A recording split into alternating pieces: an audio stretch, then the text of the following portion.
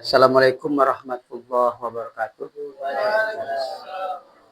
Nah, jadi pelajaran yang kedua dari pelajaran ma'rifah yaitu fana dan bako. Fana dan bako. Jadi fana dan bako itu satu kesatuan. Kalau seandainya tidak fana, maka tidak ada istilah bako. Nah, kalau dia fana, nanti berkepanjangan, maka disebut dengan bako.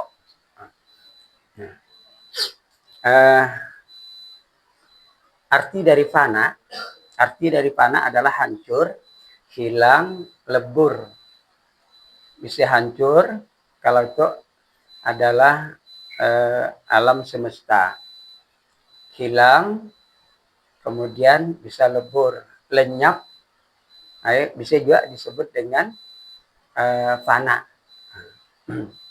Kalau ini definisi, man faniya an jahlihi baqiya bi ilmihi.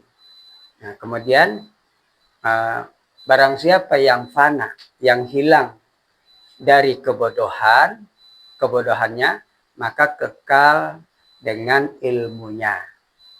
Jadi apabila hilang kebodohannya, lenyap kebodohannya, hancur kebodohannya, lebur kebodohannya, maka akan muncul ilmunya. Nah, sekarang kita lihat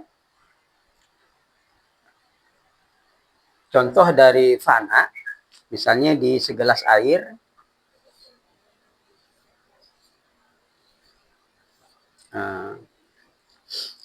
air putih kemudian dimasukkan gula. Jadi air putih dimasukkan dengan air gula.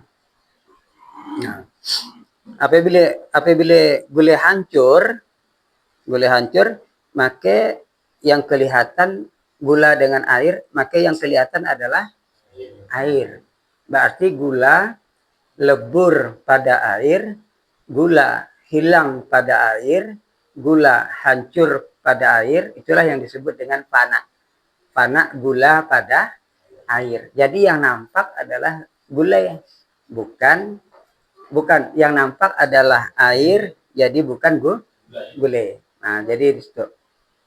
Kemudian ibarat ikan dengan air. Nah, ikan.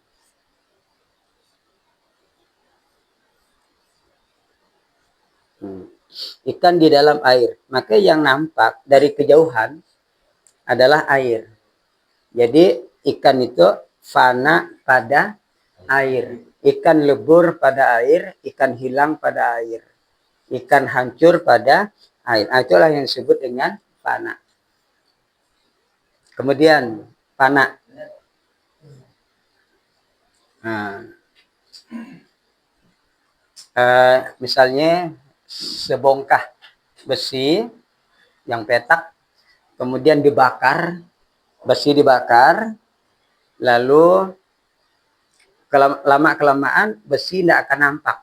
Jadi yang nampak adalah api pada besi. Maka besi lebur pada api. Itulah yang disebut besi fana pada api. Nah, jadi sama juga dengan nanti kita dengan Allah sama nanti. Jadi yang kita bicarakan fana itu adalah fana sifat, fana usifat. Nah, jadi bukan fana ul af'al. Oke, sekarang coba kita lihat sifat ma'ani dan sifat maknawi. Jadi ada dua nanti yang akan kita bahas. Yang pertama ketergantungan.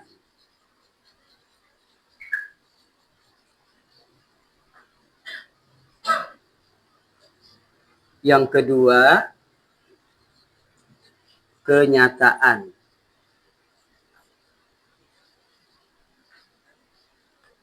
Atau tajalli.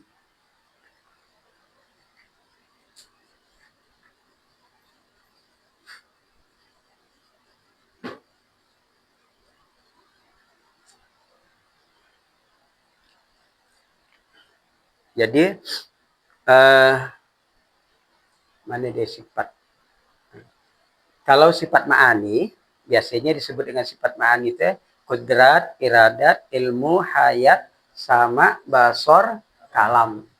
Kalau sifat maknawi atau sifat maknawiyah, muridun, alimun, hayyun, samiun, basirun, mutakallimun. Nah, jadi kalau dapat kita misalkan Allah punya sifat, kita pun punya sifat.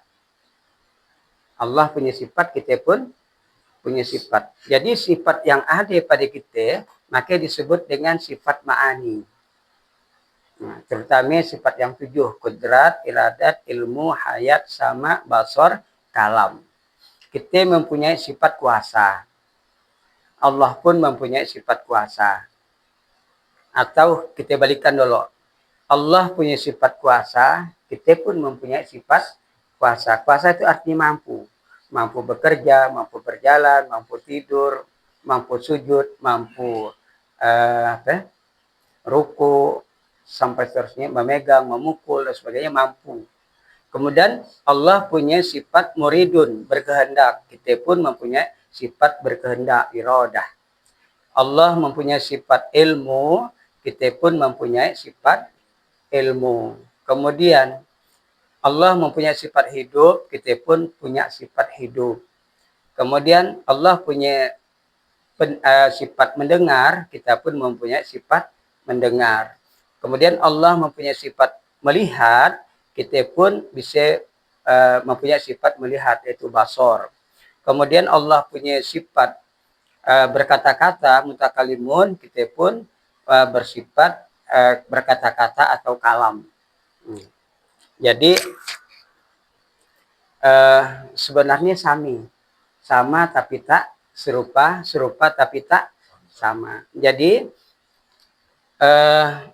sebenarnya sifat ma'ani dengan sifat ma'nawi itu adalah pada hakikatnya adalah sifat Allah. Nah, jadi sifat yang ada kepada Allah lalu diberikannya kepada makhluknya, bukan aja manusia, makhluknya. Misalnya kuasa, berkehendak, ilmu, hayat, sama, basar, kalam, semuanya ada, terutama yang kita bicarakan adalah manusia aja. Itu ada pada diri manusia semuanya. Sifat yang ada pada diri manusia itu disebut dengan sifat ma'ani. Sedangkan sifat yang ada pada Allah, ia disebut dengan sifat maknawi. Contoh misalnya sifat ilmu, sifat ilmu. Jadi manusia itu mempunyai sifat ilmu, bisa membuat motor, bisa membuat macam-macam, itu kan sifat ilmu.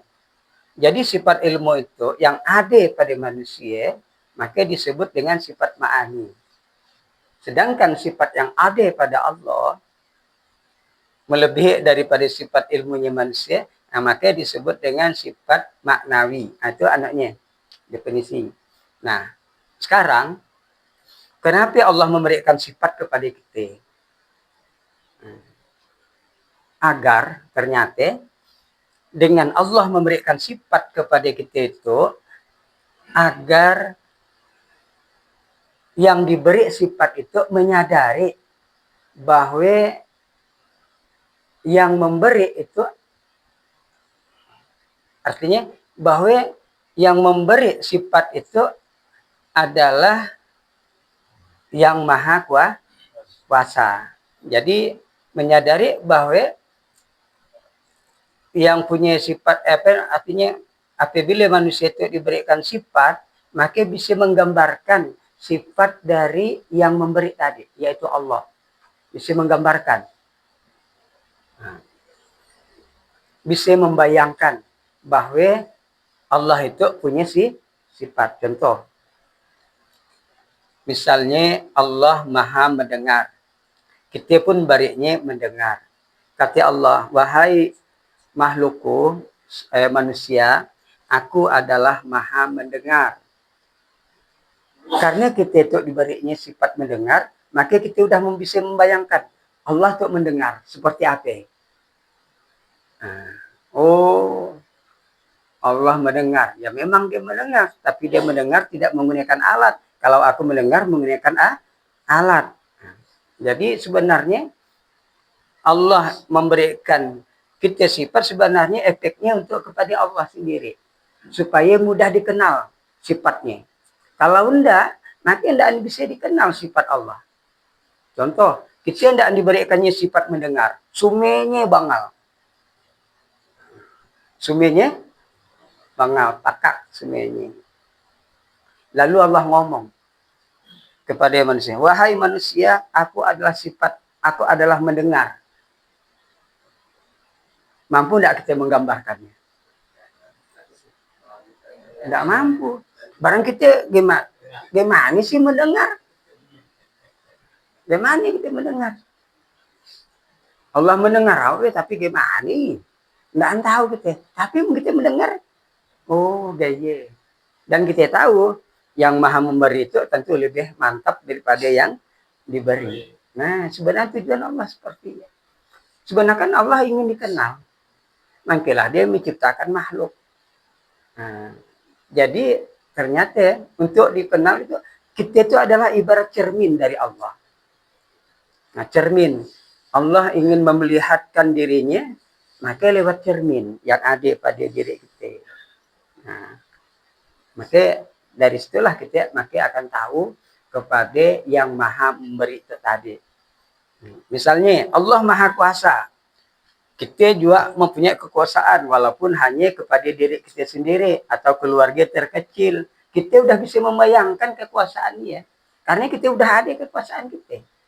Yang dah berikannya oleh Allah kepada kita. Coba mungkin kita tidak lalu berkuasa. Tidak terbayang kita dengan kekuasaan Allah. Nah, jadi sama semuanya. Hei, makhluk aku itu maha hidup. Sedangkan kita diberi mati semuanya. Tidak pernah hidup. Bagaimana mungkin kita bisa mengenal Allah dengan sebaik-baiknya. Jadi tujuan Allah sebenarnya memberikan sifat yang ada pada kita itu sebenarnya agar manusia itu bisa membayangkan Allah punya sifat. Nah, membayangkan. Itu pertama. Nah sekarang kita sifat ma'ani itu sangat bergantung kepada sifat maknawi. Jadi sifat yang ada pada kita itu sifat kudrat, iradat, ilmu, hayat, sama, basor, kalam. Dengan adanya sifat itu, kita pasti yakin bahwa Allah punya sifat.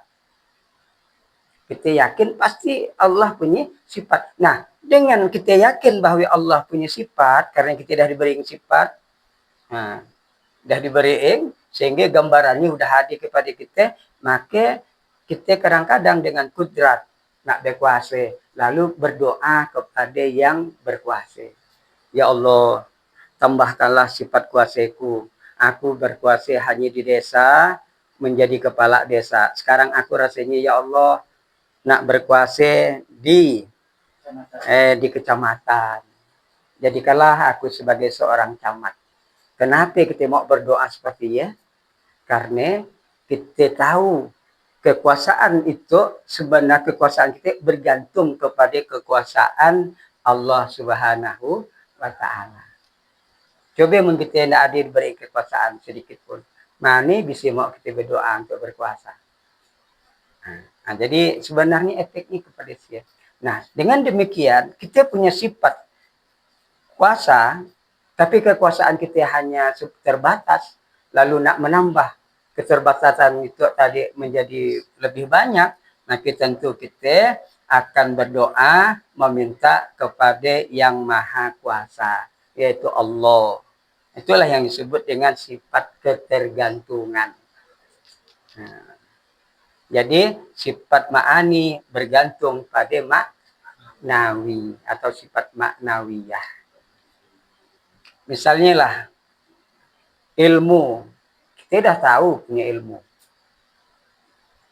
ilmu makhluk Allah itu ya ibarat lautan, ilmu Allah ibarat tetesan adalah ilmunya kita manusia. Kita celupkan di laut, kita tarik, nah itu tetesan itulah ilmu yang ada pada diri kita. Jadi ada yang sedikit, ada yang banyak. Kita tahu bahwa ilmu yang ada pada kita itu bersumber kepada Allah yang punya ilmu, maka kita ada ketergantungan kepada dirinya. Nah, nak nambah ilmu pasti. Contoh dalam doa, Robbi zidni ilma warzuqni fahma. Nah, kan? Ya Allah, tambahkanlah aku ilmu dan juga tambahkanlah pemahaman. Kepada siapa kita minta? Tentu kepada yang maha ilmu. Nah, efeknya sih. Kita mengenal sifat kita, pasti mengenal yang punya sifat. Mundaan tahu dengan sifat kita, tak akan mungkin kita mengenal yang punya sifat. Nah, ya, jadi di situ. Jadi juga sama mendengar, pendengaran kita itu makin berkurang, makin lama, makin camas gitu kan. Pasti kita ngadu kepada dia. Nah, maka pendengaran kita, sifat ma'ani kita itu akan mengadu kepada sifat ma'nawi yang punya sifat asli. Ya Allah, pendengaran kita makin nano tuh ayat tuh 3 tahun lagi tuh Nggak lalu nangar lagi, ya Allah, sifat mukawani tambahkanlah ya Allah. Maka ketergantungan kan. Ketergantungan. Maka kita tidak ada kesombongan kita sebenarnya. Walaupun kita lengkap tadi, utuh, tapi kita takut sekali-sekali nanti, karena itu adalah sifat pinjaman ibaratnya.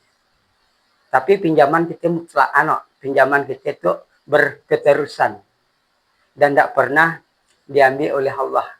Nah, tidak pernah diambil, cuma dikurangi. Tapi laukaan kalau dibagusi lagi.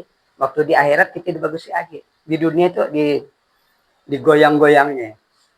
Pendengaran bagus, kalau lama-lama kandur.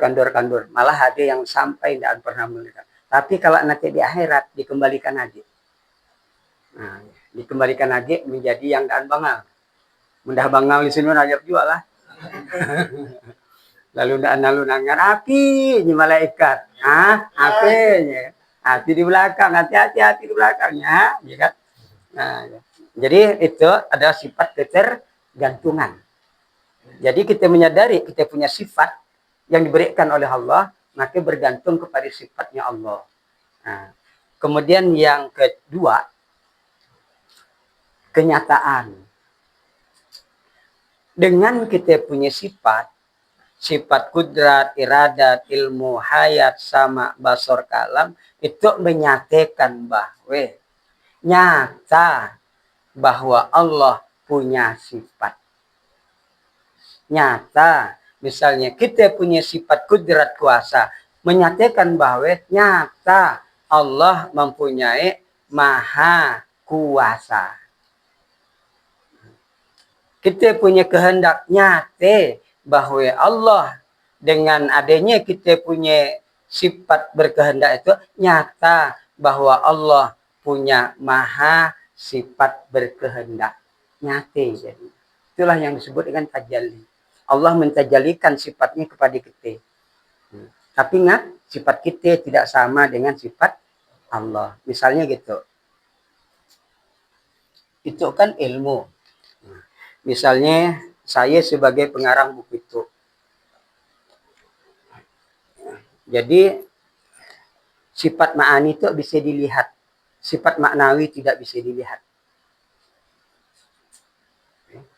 Jadi jangan samakan kalau yang kita lihat tuh sifat Allah tuh ya. Sifat Allah yang sebenarnya tidak bisa dilihat. Contoh. Nah, itu kan ilmu yang ada pada saya kan di situ.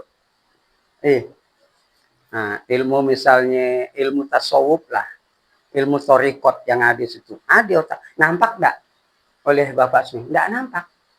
Nah, dengan enggak nampak ialah saya nak menyatakan bahwa ilmu saya itu nampak ada ya. Bahwa ilmu saya ada. Begitu kan enggak nampak. Berjalan, mana ilmu Jayadi? Sian. Memang di Tidak nampak.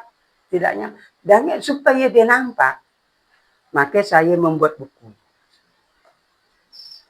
Apa yang ada di situ, saya tuangkan. Sehingga dapat dilihat. Nyata. Kenyataan. Jadi ilmu saya itu tidak nyata. Ilmu Quran itu alim. Tidak nyata. Tapi saya nyatakan kepada makhluk saya. Sehingga ilmu saya nyata. Nah, nampak kan? Dibaca, untuk kegasang ilmu Jayadi. Ilmu yang ada di situ, yang nampak tuh disebut dengan ilmu ma'ani. Sifat ma'ani. Sifat yang ada betul pada saya tidak nampak. Nah, di situ. Ya, nampak tuh. Ingat. Itu adalah ilmu Jayadi. Iya. Nampak. Tapi ilmu itu, sifat itu tidak sami dengan ilmu Jayadi. Ilmu yang ada dalam itu tidak sami dengan yang ada pada Jayadi. Terutama yang nyatanya itu. Tidak nyata, sami kan? Lain kan? Itu berupa keratas.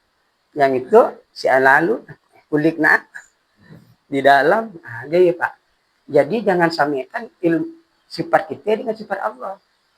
Allah cuma menggambarkan bahwa dia punya sifat. Tapi sifat dia laisa kamislihi syai'. Berbeda dengan yang punya sifat. Nah, itu kita tuh ya ibarat buku tuh. Naik buku. Kuasa, diberi ngano, apa kantor desa, kantor camat. Nampak kan tempat kekuasaan ya. Kekuasaan yang ada pada kita. Sehingga kita bisa menggambarkan kekuasaan dari Allah. Tapi kantor desa, kantor camat bukan kekuasaan Allah, nyata kekuasaan Allah enggak. Tapi dia menyatakan bahwa Allah itu kuasa. Nah, itu kenyataan namanya. Jadi itulah yang banyak kadang-kadang orang jadi salah. Sifatku sifat Allah. Jadi kongsi dia dengan sifat Allah. Mengkongsi seandainya kita dengan sifat Allah, kongsi, kita tidak mungkin buta, Pak. Tidak mungkin mati kabur. Tidak mungkin kita melihat, tidak tembus sampai ke sini. Yang rumah ya, tembus sampai kemana-mana ya. Tapi ternyata yang binding nang kacik sedikit dan tidak nampak oleh kita. Karena apa? Karena terpisah. Ayo dalam buku, malah dalam buku teh dan kena babak dan tahu. Nah, kan? Ada kelemahannya itu, ada kelemahannya. Berbeda dengan di situ, itu nyambung terus. Menito anggan batas karangan anggan bab 5 ya bab 5. Pada situ masih bab balasan. Nah, gaya juga yang ilmu kita tadi hanya setetes yang nampak di manusia. Tapi sebenarnya ilmu Allah bertetes-tetes sampai lautan. Nah, ya. Gaya juga tentang irodah, kehendak dan sebagainya. Jadi itu adalah kenyataan yang ada pada. Nah, kemudian itu barangkali satu persatu nanti yang akan kita katakan nih dari beberapa. Jadi fana itu ada 4 pada umumnya, ada 4. Yang pertama disebut dengan fana zat. Kita lebur pada zat Allah. Nah, kalau yang semacam itu, kita tidak mampu, Pak, untuk menyaksikan zatnya Allah. Kami hanya melebur. Tapi kita hanya sampai kepada fana sifat, kemudian fana asma, yaitu nama Allah, kemudian fana af'al. Mun fana sifat, mun fana zat itu, artinya kita merasa wujud yang ada di alam semesta itu adalah berasal dari wujudnya Allah. Jadi yang tampak ya, wujud yang ada di alam semesta itu, yang rasa tampak, yang kita rasakan, rasanya wujud Allah semuanya. Ayat termasuk fana fi zat. Fana fi zat. Tapi sangat dibayangkan dengan wujudnya Allah seperti apa ini. sah kalau orang salah. Ada nang gaya kan yang sering saya ceritakan kan. Kalau mungkin nak takbiratul ihram, mudah hadir ropeng apa ya, di depan kita rasanya anak ya, gumpalan-gumpalan ataupun sesosok tubuh yang hitam atau yang putih, maka itulah Allah, kata itulah zat Allah, maka cepat-cepatlah kita bertakbir. Soli perlu. Allahu Akbar. Berarti dengan adanya di sini, maka kita seakan-akan bertakbir, mudah berhadapan dengan zatnya Allah, katanya. Nah, maka itu sangat keliru lah. Ya. Apalagi Allah misalnya dalam Ka'bah, aduh, nah, ayat ya. Allah dalam Ka'bah, dalam istilah tauhid, dia berada di dalam, berarti terhimpit, terkungkung. Berarti dia sangat dipengaruhi oleh sekitarnya. Macam anak saya kan, itu dikunci. Jayadi di dalam rumah. Berarti saya terkungkung, Pak, dalam rumah. Tergantung kepada itu. Mesti buka lawang, bisalah saya keluar. Menallah di atas berarti Allah itu bergantung kepada yang itu di bawah. Berarti ada yang tukang tahan. Mun tukang tahan tidak ada, rubuhlah Allah. Nah, jadi Allah itu bukan di atas, bukan di dalam, bukan di bawah, bukan di kanan, di kiri, tapi Allah meliputi semuanya. Yo, macam nak baju ya. Macam nak baju. Kain, kan di kain itu adalah benang. Nah, di kain itu adalah benang. Nah, itu kan misalnya gunung, itu kalau apa ke gue ke apa itu, sungainya itu gambar dan sebagainya. Nah, jadi sebenarnya Allah meliputi segala sesuatu. Nah, ketika kita tunjuk itu misalnya itu kan, nah, maka yang kita tunjuk itu, di balik itu yang kita tunjuk sebenarnya adalah benang, Pak. Ya, kita tunjuk itu adalah benang. Misalnya itu gambaran kara, itu misalnya ikan, gambaran ikan, itu gambaran yang kita tunjuk sebenarnya adalah benang. Jadi gambaran itu adalah di balik benang. Jadi benang itulah ibarat Allah meliputi, macamnya ikan meliputi air meliputi ikan. Nah, dimanapun ikan berada, di situ ada air. Berenang dia ke Jakarta, ya tetap air itu juga yang dihadapi. Dia diliputi oleh air. Jadi Allah itu tidak di atas, tidak di bawah. Tidak ada istilah jarak, tidak ada jarak. Nah, membaca kita yang lalu, mana ada jarak, berarti bukan Allah. Kan ya, misalnya kita melihat apanya kita yang lalu, melihat cahaya kan, cahaya di depan kita. Dia mengaku dirinya sebagai Allah. Kalau berjarak antara kita itu misalnya 2 kilan atau 1 meter, berarti itu bukan Allah. Karena Allah tidak berjarak. Allah sama dengan itu ya. Ada tidak jarak dengan tulisan yang ada? Yang nang baju batik apa? Tidak ada jarak. Makanya Allah lebih dekat, nahnu aqrabu ilaihi min hablil warid. Allah itu lebih dekat dari pembuluh darah di urat leher. Nah, di leher. Lebih dekat. Nah, berarti kan tidak berbatas. Tidak berjarak. Lebih dekat dari leher kita. Ya. Padahal kita itu sudah dapat ini yang leher. Nah, kan nih. Tapi Allah pun masih mendahkan. Nahnu aqrabu. Kami itu lebih dekat. Nah, berarti Allah melihat. Ini sebenarnya kesimpulan dari keseluruhan apa yang dijelaskan oleh Quran dan hadis. Tentang Allah dekat. Tentang Allah dimanapun kamu menghadap. Di situ Allah. Kemudian Allah di aras. Allah di qalbul mu'minin, di hati orang beriman. Ya kesimpulannya ya adalah meliputi. Menadi orang mengatakan bahwa Allah di dalam, maka dia kurang tepat. Betul sih betul. Menadi orang mengatakan Allah di atas aras, ia sebenarnya betul, tapi kurang tepat. Kalau mutlak maksudnya, kalau Allah itu dekat, ia pun kurang betul.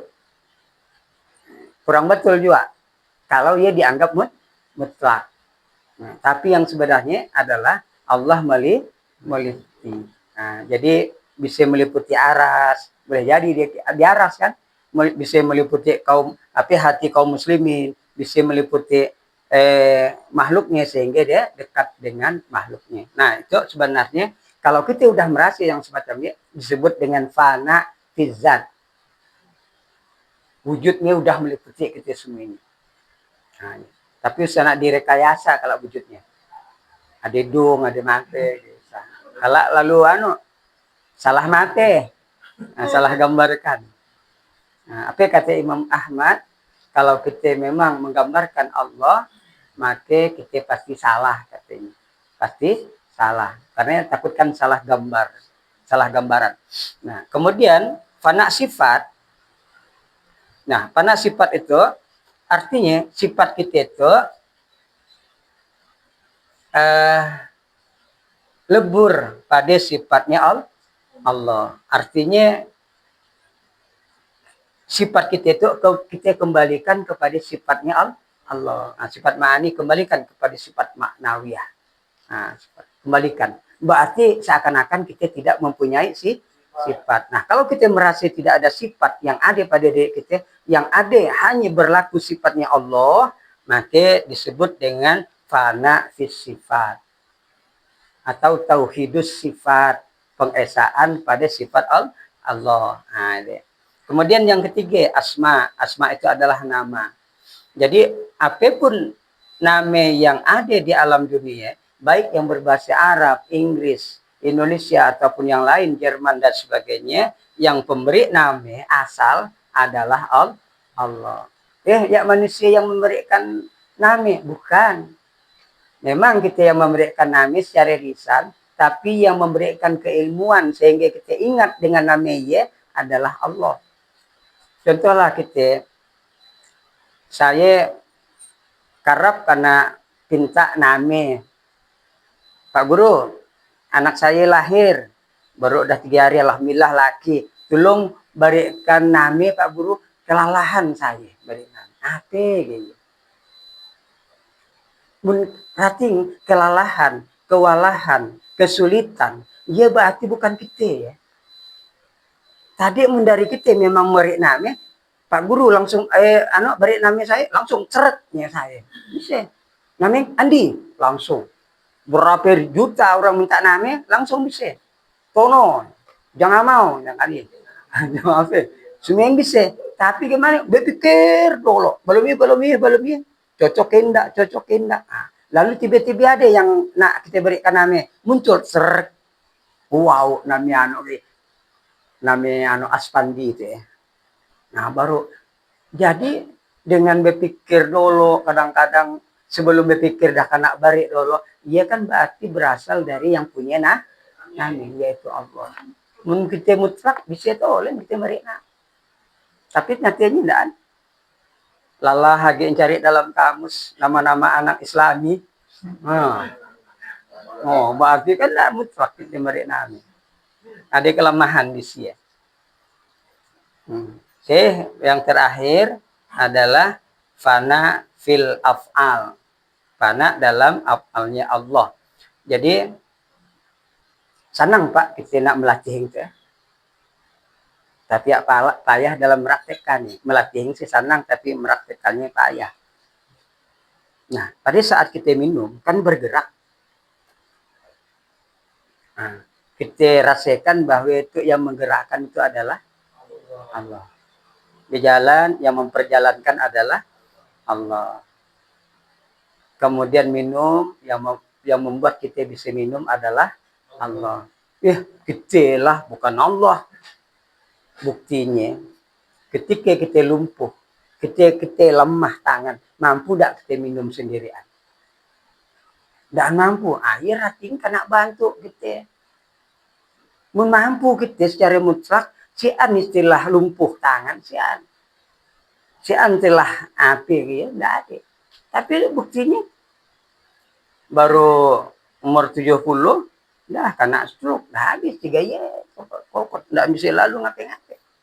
Megang HP, megang duit pun dah lagi mampu ya. Dulu bukan lagi salap megang duitnya. Itu 3 ya tolen. Nah, belanja 100.000 melayang kena angin. Lalah nak ngambil. Nah, ia membuktikan bahwa kita tidak mampu sebenarnya.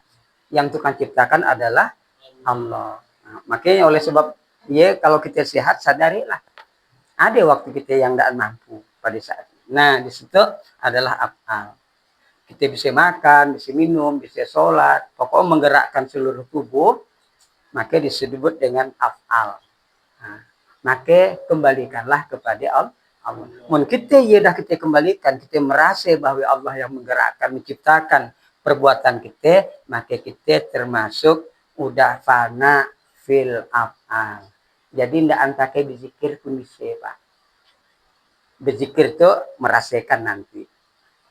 Nanti dengan berzikir kita bisa fana juga, dengan hal yang semacam ini kita langsung fana juga. Jadi jangan salah Pak ini kita fana ya. Kita kan menyebut Allah. Allah, Allah, Allah atau la ilaha illallah. La ilaha illallah. Karena lamaan kita berzikir lalu bermunculan di dalam ya. Dalam apa ya? Spiritual kita munculan. Tang lalu datang misalnya kan Sultan Sambas umpamanya atau Sultan Pontianak. Koyok-koyoknya. Perhatikan kita kau ngapi ya sedang zikir. Nah, tahu tak kau dengan aku? Tahu kau adalah sultan. Nah, lalu kita berzikir yang semacam itu, jumpe yang kita zikirkan, yang kita ingat, yang kita ingat ya adalah Allah, tapi yang datang adalah sultan, maka makrifat kita rusak. Nah, pindah yang kita ingat Allah, yang datang sultan. Mestinya yang kita ingat Allah, yang kita rasakan Allah, yang datang adalah Allah. Sebenarnya Allah tidak datang, Pak. Gimana nak datang ya? Macam nak anut ya. Dan saja aja deh, saja aja. Dan kemana-mana dia. Aku nak ke pasar rote, dan Allah tidak nak melangkah. Apa kata Imam Ali? Allah itu dari dulu sampai sekarang gaya di betolen-tolen. Gimana dia nak plasir nak kemana-mana? Untuk dia dah meliputi kita dan kita perlu. Macam kita itu memang perlu. Nah, ke Singkawang, ke Jakarta, ke mana? Dia manusia. Bukan kalau gaya juga artinya bukan manusia. Bukan Allah ya. Artinya tabiat manusia. Nah, jadi di sini berarti rusak Pak. Oleh sebab itu banyak yang rusak dalam bermakrifat. Dalam berzikir kepada Allah. Akhirnya setan yang menyerupai sepertinya.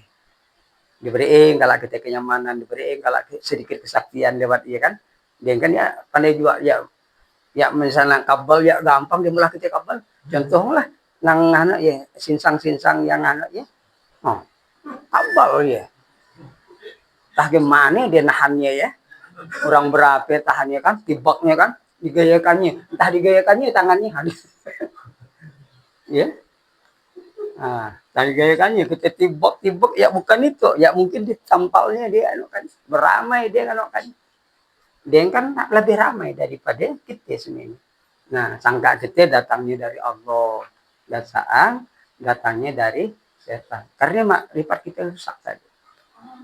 Nah, kenapa makrifat rusak? Biasanya karena dari hawa nafsu kita, keinginan kita tadi. Nah, nafsu-nafsu yang besar sehingga lambat untuk dipenuhi oleh Allah karena Allah kan memenuhi kan ada syarat. Kalau setan tuh tidak ada syarat. Nah, jadi lebih mudah. Mungkinlah kalau kawan masuk kelompok dalam 3 bulan tang rokedah di seano dan ya memang nak kita sanksikan ya. Menallah ya bersyarat. Hatimu harus suci baru nak dekat dengan aku. Kalau kau dah dekat dengan aku, gampang lah. Sampai nang kita dekat dengan bos weh. Dengan orang kaya weh. Au sikit dah. Ayo kita ke warung. Ayo kita ke. Sama juga dengan Allah. Tapi mencapat, ya barangkali ada yang dekat ya. Ada yang dekat. Ya memang harus hati-hati. Jadi pelajaran makrifat lah nanti bisa membedakan antara bisikan setan dan tidak. Nah, jadi itu fana ada 4. Tapi itu masih belum penjelasan yang inti. Nanti kan ada khusus tuh penjelasannya. Bagaimana cara kita panah. Untuk baru madahkan nih. Nah, kalau madahkan sifat ma'ani, sifat maknawi. Nah, sifat ma'ani itu bergantung pada sifat maknawi, ketergantungan. Nantilah kita ada punya doa, punya hajat, dan sebagainya. Untuk minta tambahi kepada yang maha bersifatnya tadi.